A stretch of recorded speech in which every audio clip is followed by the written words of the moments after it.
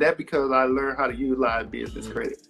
Right? When you talk about credit, like I would take that credit over money any day because I could take that credit. I could easily go make money just like that with the credit. Like seriously, I could pull money out of thin air. You're exactly right. You could essentially live off of credit. You know, and when you spending $40,000 and you got 5 times points and all that stuff, you're getting a lot of that money right back. You know, you're paying a lot of those credit card bills back down with the points alone. You know, so versus using your debit card and you ain't getting nothing. Exactly. Look at this view, dog. I'm at the Universal Studios right now, right? Using credit, right? Point, flu, like whatever, like Delta Sky Lounge. Me and my daughter, we at the Delta Sky Lounge eating and drinking free, whatever, right? Like I do this off of credit, bro.